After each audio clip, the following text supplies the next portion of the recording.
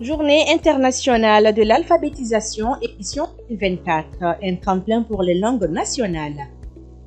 La Maison de la Presse soutient le communiqué de l'APDP en faisant une mise en garde. Les détails dans ce journal. Merci de nous suivre sur Advance TV. Mesdames et messieurs, bonsoir et bienvenue dans cette édition. Ce 12 septembre 2024 s'est tenue la cérémonie de lancement des activités commémoratives pour la promotion des langues locales au Centre international de conférence de Bamako, CICB, sous le thème Promouvoir l'éducation multilingue, l'alphabétisation pour la compréhension mutuelle et la paix.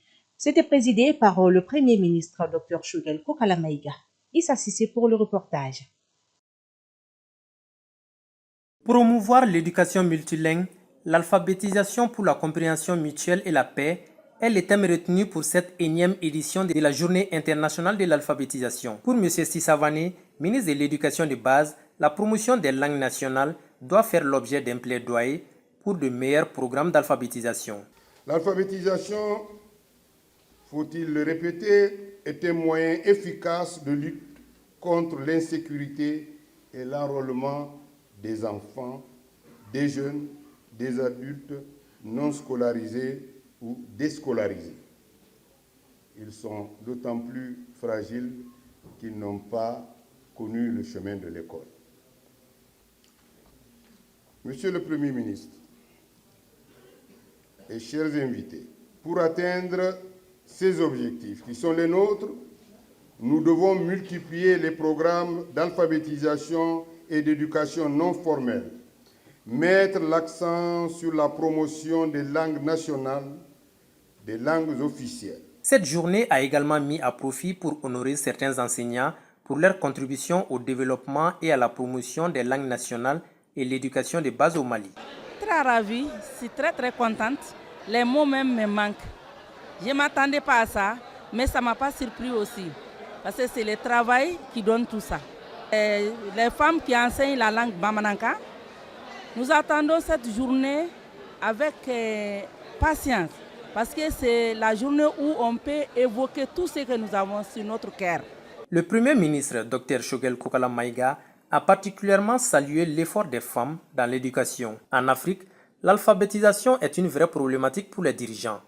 Au Mali, le taux d'alphabétisation est estimé à 78,4% pour les femmes et 66,03% pour les hommes en 2024. L'Autorité de protection des données à caractère personnel, APDP, a fait un communiqué le 5 septembre dernier relatif à la délégation du cyberespace et la préservation de l'intégrité de la profession journalistique. C'est dans ce cadre que la Maison de la Presse du Mali a tenu ce jeudi un point de presse pour saluer l'initiative de l'APDP, occasion pour la Maison de la Presse d'inviter les organes médiatiques et toutes les associations personnelles professionnels à se mettre en conformité avec les textes en vigueur, notamment le décret numéro 2024-0300 du 14 mai 2024. Bandjougou Dante, président de la Maison de la Presse, nous donne plus de détails au micro de Aïssa Taba. Vous n'êtes pas sans savoir qu'aujourd'hui, la normale est devenue la norme. Nous avons travaillé sur des textes qui, à notre avis, devait éviter tous ces désordres que nous sommes en train de vivre aujourd'hui. Le Mali est devenu le pays des médias et des médias dangereux, qui touchent à tout, sans qualification professionnelle, sans formation initiale et qualifiante, sans formation continue, sans formation éthique, sans formation déontologique. L'APDP vient de montrer le chemin de dire non désormais à ces pratiques sur la base de la loi. Et nous sommes soutenus en cela par des hommes de droit, par la justice de notre pays, en qui nous avons toujours confiance. La rencontre d'aujourd'hui a pour objet d'informer tous les acteurs, de prendre conscience et de laisser ces pratiques qui n'honorent pas notre pays. Il s'agit de l'utilisation abusive et anarchique des réseaux sociaux. Il s'agit du financement des activités illicites. Aujourd'hui, la réunion consiste à rendre un hommage à l'APDP, soutenir son action et lui dire que nous sommes prêts à jouer tout notre rôle dans l'assainissement de l'espace médiatique malien pour que vive cette presse digne et plurielle. La Maison de la Presse et les organisations professionnelles ont produit un communiqué qui sera largement partagé.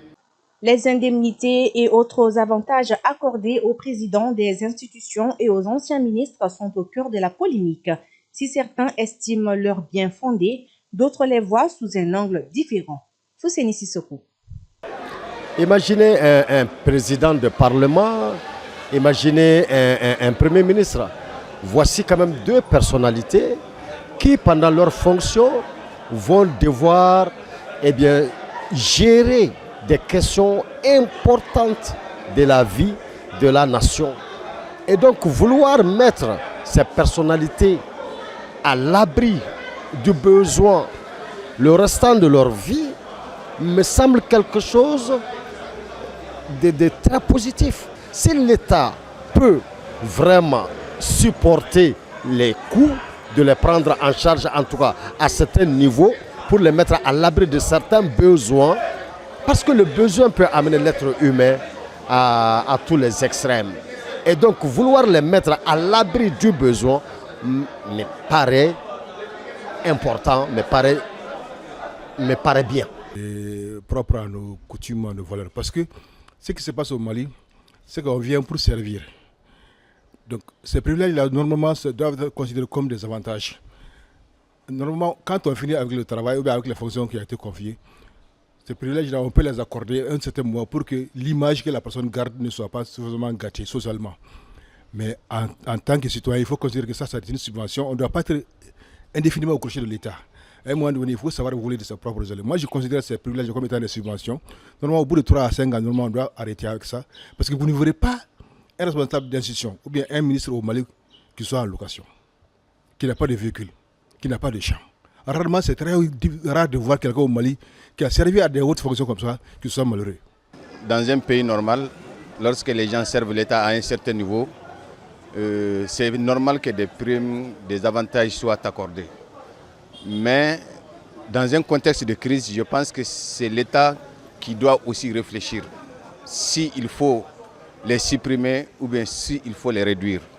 Les parkings deviennent de plus en plus nombreux devant les services publics et privés à Bamako. Ces lieux de stationnement d'engins à 2 ou 4 roues sont régulièrement occupés par les usagers des services. Si les parkings sécurisent les véhicules de vol et plusieurs autres incidents, il n'est pas sans risque également. Fousséni Sissoko pour le reportage.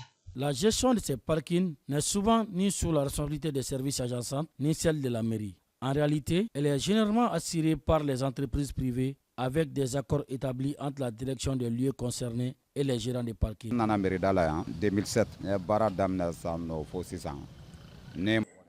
Ce métier, je l'ai commencé en 2007. Je travaille sous contrat. À la fin de chaque mois, je verse de l'argent à mon employeur. La difficulté réside dans le fait que ceux qui nous emploient fuient souvent leurs responsabilités. En cas de vol, ce sont nous, les gérants, qui devons rembourser les pertes. Depuis 2007, j'ai perdu 4 engins à mon compte. Les parkers font face à divers défis, notamment les problèmes de gestion monétaire et les vols, qui préoccupent sérieusement ces opérateurs. Depuis la rénovation de la mairie, nous souffrons beaucoup. Depuis que j'ai accepté que certains véhicules soient garés ici, plus personne ne me paie. À l'exception des étrangers, je ne gagne plus rien.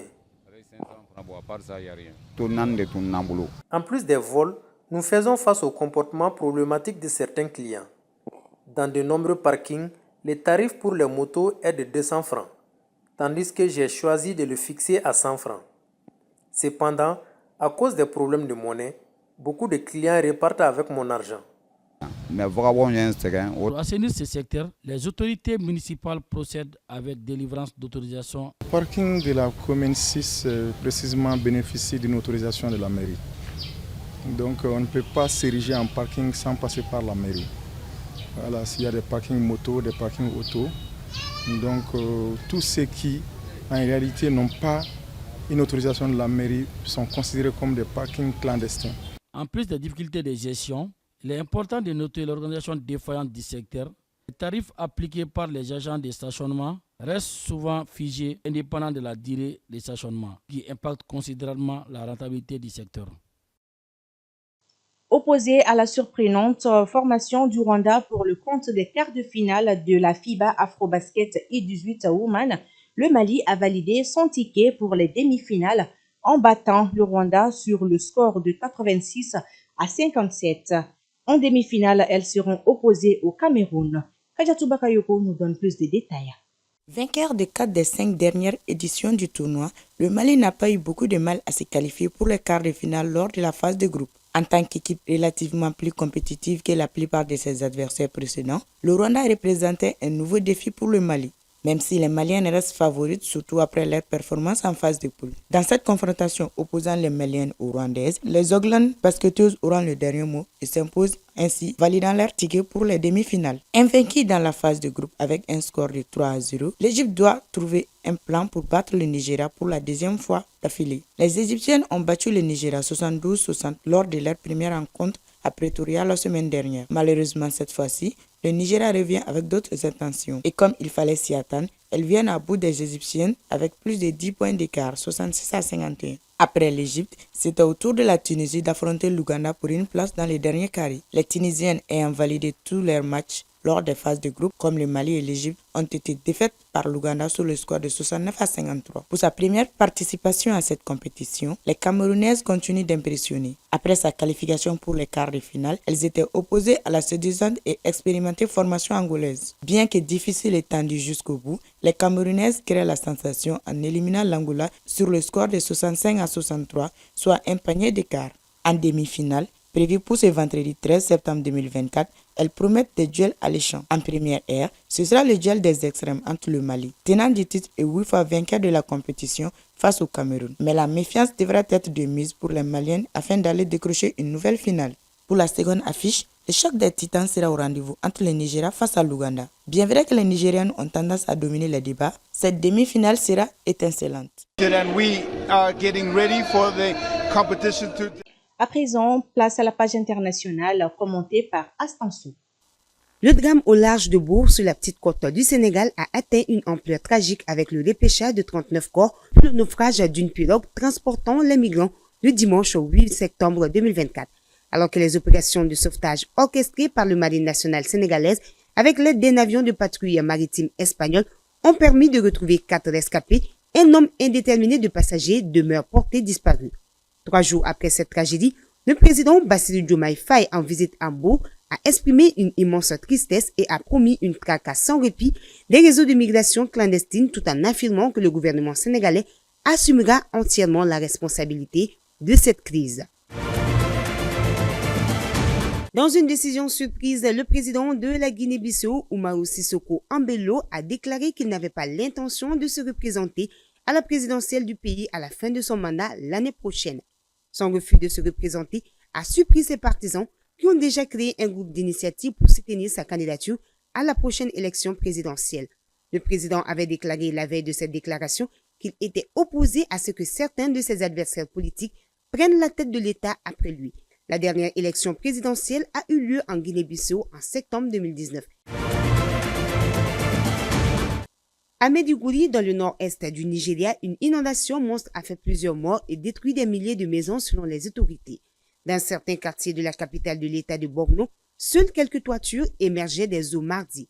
Au lendemain des pluies diluviennes qui ont entraîné la rupture du barrage, la pluie s'est arrêtée, mais plus de 400 000 personnes ont été déplacées et au moins 30 morts ont été retrouvés, a déclaré Ezekiel Manzo, un porte-parole de l'Agence nationale de gestion des urgences, NEMA.